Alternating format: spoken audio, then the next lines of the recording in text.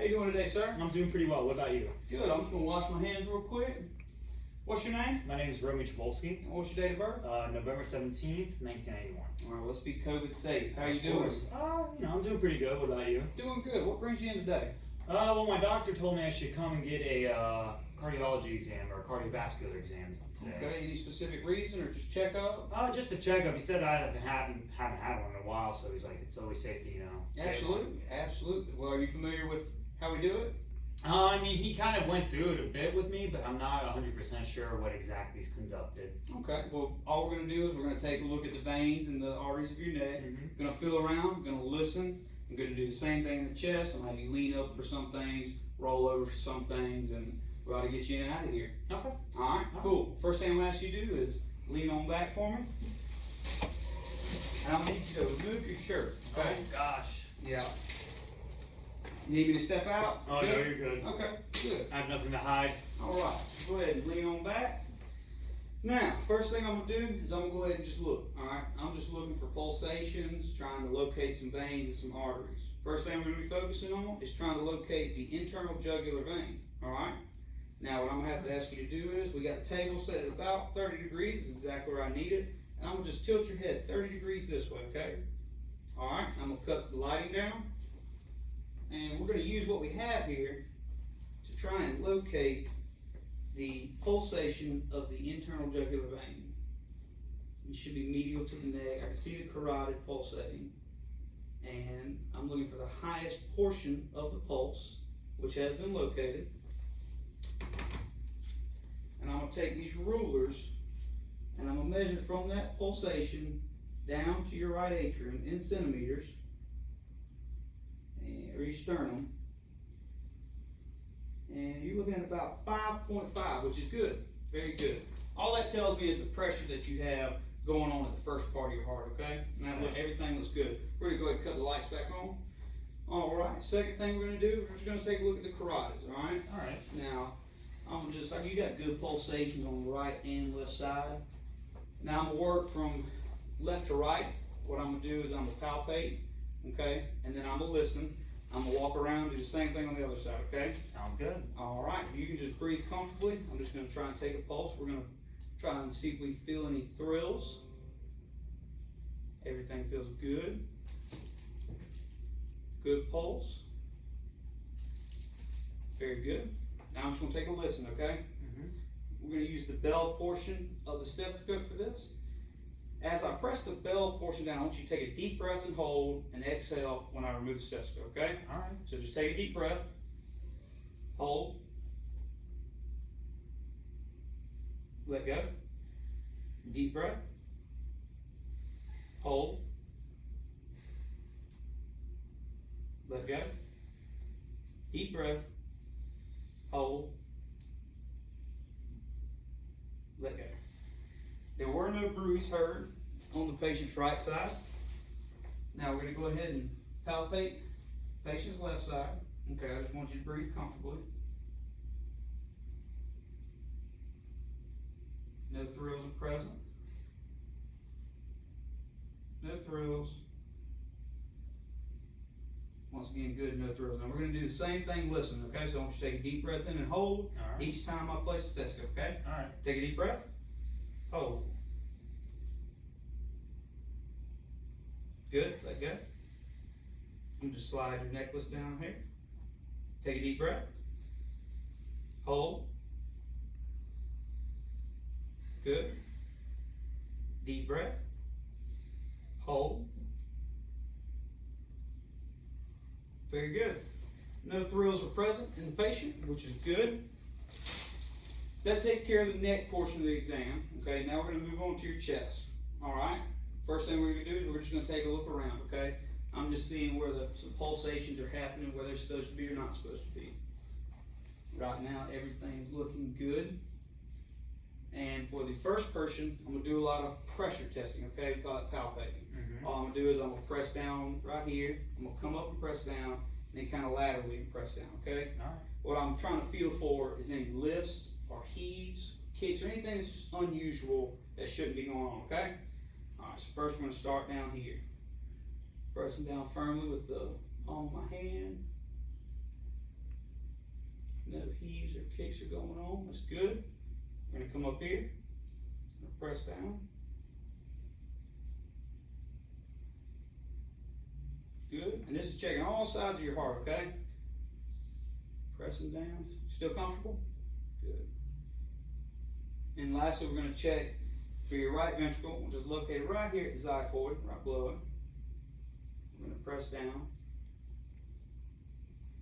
Good. Everything's where it's supposed to be. There aren't anything jumping out of place or kind of kicking up too hard. You know that heart pumps. So if it was pumping too hard, I'd be able to feel it with doing what I was doing.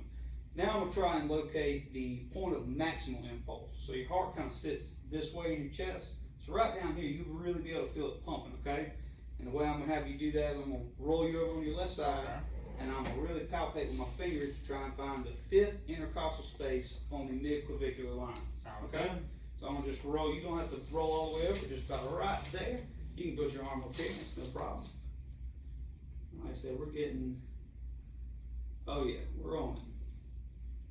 Amplitude feels good. Let me look at my location. Location is within 2.5 centimeters. Good. Amplitude feels good. All right, everything checks out right there, okay? Next thing we're gonna do is we're just gonna take a listen, all right? And this is the last part of the exam, we're almost through it, all right? All right. I'm gonna take a listen to each valve. Heart has 4 valves, so I'm gonna go in 4 different positions, okay? All right. And I'm listening for any type of murmurs, any type of stenosis, regurgitation, stuff like that, okay? I'm gonna start with the diaphragm going across, okay?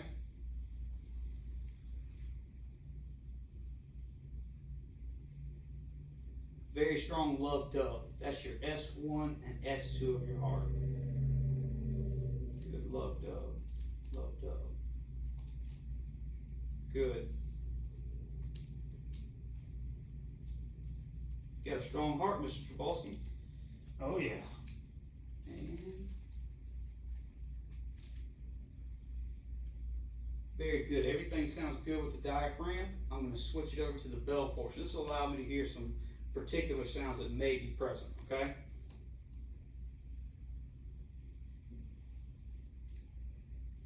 Good. We're listening for an S3 or S4 gallop. So far, so good. Good.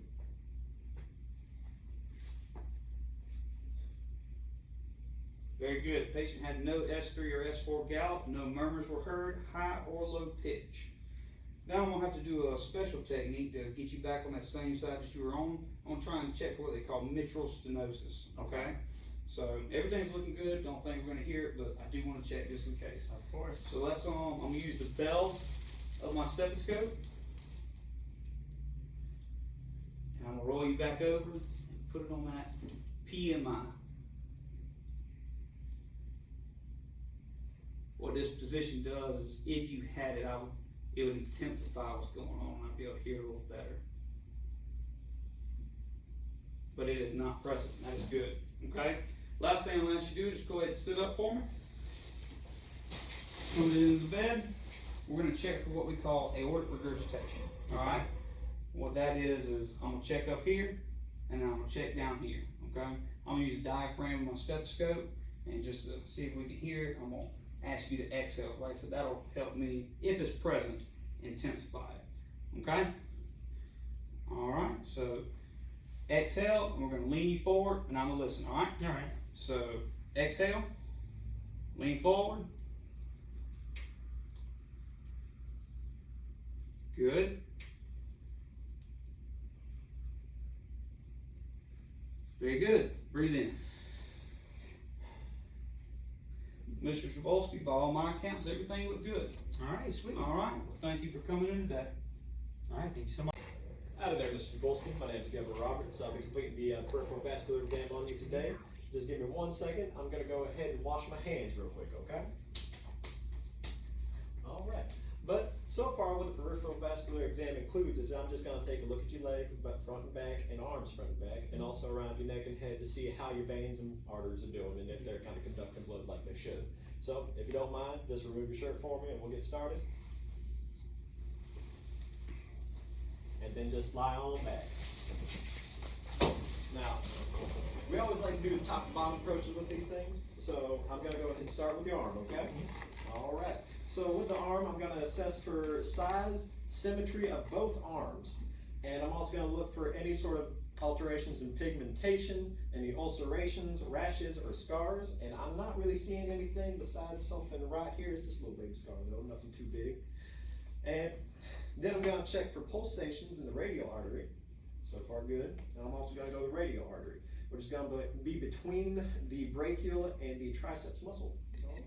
Now, if you don't mind flexing the big guns for me, bam, there we go. All right, we're going to look for that epitrochlear right here. And I can't feel it, so, you know, healthy. That's a good sign. That's a good sign. All right. And then after that, I'm also going to check your capillary refill and your fingers. What we're looking here, it's for a normal sign of under 2 seconds. And so far, it's under 2 seconds, so we're good there. All right, and now I'm going to perform the Allen test. What the Allen test is going to conclude is if the ulnar and radial arteries are patent at this point in time. So if you don't mind, just squeeze your fist as hard as you can for me. Pretend like I just insulted your mother or something and you about to hit me, okay? All right, there we go. Ooh, you shaking now. Jeez, I'm scared. All right, go ahead and release. There we go. Looks like the ulnar is good. Go ahead and squeeze again. And release. And looks like the radial is good. All right, and there we go. I'm gonna go ahead and do the same thing on the other side. I'm gonna go through it a little bit fast because, you know, we've already walked through it. So let's get it going. All right, again, size, symmetry. I'm gonna look for any sort of edema or swelling in this one. I'm gonna look for any sort of alterations in pigmentation, any ulcerations, rashes, scarring. Looks like I'm not really seeing anything, except there's a scar right there. Gonna check the pulse. Brachial's good, or not brachial, radial's good. Brachial is also good. Flex that real quick again for me. Dang, you really haven't hit the gym. Look at that. Got the epitrochlear right here. All right, that's good. And then I'm gonna check for cap refill. That is good. All right, we're gonna do the Allen test on this side. Squeeze again, squeeze as hard as you can. And let go. And you see that flush right there? That is a nice clean flush of the ulnar artery. And go ahead and squeeze again. And let go. And there we go for the radial. All good. All right. And now I'm going to go ahead and check for any bruits in the major arteries. What a bruit is just turbulent blood flow. It means the heart's either working too hard or you do have a little bit of peripheral artery disease going on. All right. Going to check for an aortic bruit. Actually, you got to get the belly on here. Bam. Not here an aortic bruit. Going to check the renal arteries for any bruit. Gonna check the femoral arteries for any bruit. I am gonna go underneath your pants for a little bit, okay? All right. There we go. And nothing there. And then I'm gonna check the width of the aorta. And got about a normal size of underneath 2 centimeters right there. Nothing too bad. All right. And I'm also going to check for the carotid upstroke. Now what the carotid upstroke should be is a normal carotid upstroke comes right after systole, which is the sound of S1. So we're going to listen right at the apex here. There we go. And I'm going to feel right here, okay? And I am feeling the carotid pulse right after S1, so he has a normal carotid upstroke. All right. Now, I'm going to go ahead and move on down to the legs. And we're going to do the same thing as we did in the arms. So we're going to check for size, symmetry, and also for any sort of alterations in pigmentation, any ulcers, any rashes, or any scars going on anywhere. And it looks like he has a couple scars right here, but that just looks like maybe something from childhood, something right there. And we're also going to assess for a femoral bruit while we're down here. There we go. And so far, not really hearing anything too bad. Okay. Also going to check the femoral pulse, the popliteal pulse, and the tibial pulse, and the dorsalis pedis pulse. And so far, all the pulses are there on this leg. Not sure about the other one. So let's check the other leg. Got the femoral, popliteal, anterior tibial, and dorsalis pedis. And so far, everything is good. And now, I'm going to test for capillary refill on your toes. Normally, I would put on gloves for this, but unfortunately, we have a severe lack of gloves that actually fit me. So we're going to go ahead and go gloves-less. All right. And so far, cap refill is good on that hand. All right. And I'm also going to check for any ulcerations on the bottom of the feet right now. There we go. Maybe reminded me of my EMS days where I had to look at everything. All right. And other than that, we're now going to perform something called the Brugger test. So what the Brugger test is pretty much is going to test for any arterial insufficiency. So we're going to do it one leg at a time. What I'm going to do is I'm going to lift up your leg. I'm going to wait for all the blood to drain out your leg. And then we're going to swing over to the side and get you sit up, okay? All right. So let's go on here. And that doesn't hurt, does it? While we're in this position, we can also get the patient to flex their heel for a pop, and if there is pain behind the knee or in the popliteal pain, that will be a positive Homan sign. All right. And now it looks like it's got all the blood's run out. So if you don't mind, on 3, 1, 2, 3, swing. And it looks like everything's all going back to normal. I'm not seeing any rubor, not seeing any distinct regions where I'm worried about, not any really edema. All right, let's go ahead and do the other leg. I'm gonna go over to the other side here. Just make it a little bit easier on him. It's like in baseball where you get to grab the leg and come down and help you out with the throw. All right. And again, if you don't mind flexing your heel for me.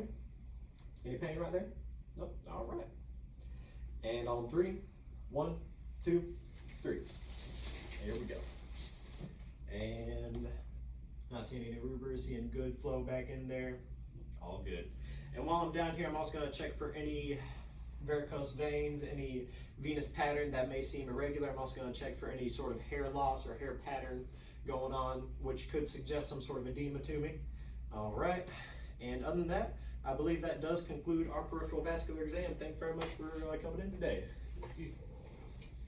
And Mr. Bolton, I apologize for you back in, but we forgot 2 very important steps. We forgot to check superficial inguinal nodes, and we forgot to take your blood pressure. So real quick, I'm gonna check your superficial inguinal nodes. Do you mind if I check right here? Sure. All right, bam. All good there.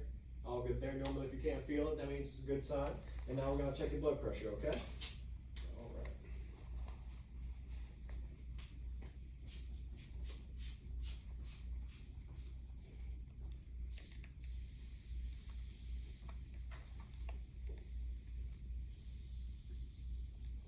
All right, here we go.